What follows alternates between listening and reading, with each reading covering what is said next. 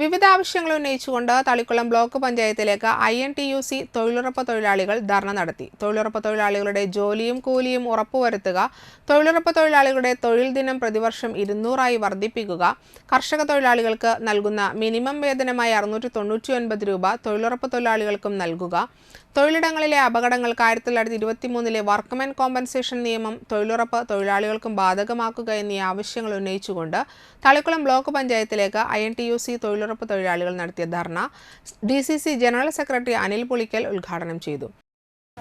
Indian national Congress കൊടുത്ത വാക്ക് അത് പാലിച്ചു.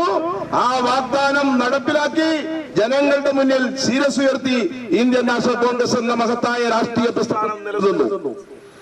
എന്നാൽ പ്രിയപ്പെട്ടവരെ, ഇപ്പോൾ ചില ആളുകൾ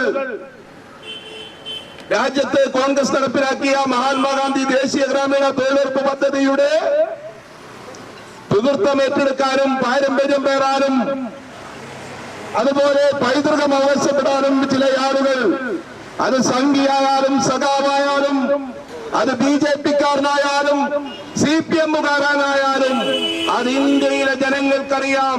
ഇതിന്റെ ഉപജ്ഞാതാവും സൃഷ്ടികർത്താവും നിർമ്മാതാവും അത് ഇന്ത്യൻ നാഷണൽ കോൺഗ്രസ് ആണെന്ന് ഈ രാജ്യത്തെ ജനങ്ങൾക്ക് തിരിച്ചറിയാം. INTUC Manalur regional president KV Sijith അധ്യക്ഷനായി.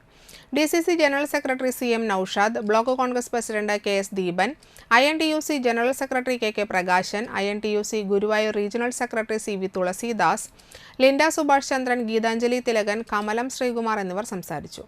PM Siddique, PS Sulfikar, EB Unnikrishnan, Hirosh Triveni, Linda Subhash Chandran, GJ Radhakrishnan, Shaija Kishore, Bindu Pradeep, Sreedevi Madhavan, CS Manikandan, KR Dasan, Meena Ramanan, Raji Krishnankutty, Rahana Bineesh, Reena Padmanabhan, Davis Vazhappally, സുന Santhosh, Hasina താജു, വത്സല തിലകൻ, ഷൈനി രതീഷ്, പീതാംബരൻ വാലത്ത് എന്നിവർ പ്രകടനത്തിന് നേതൃത്വം നൽകി.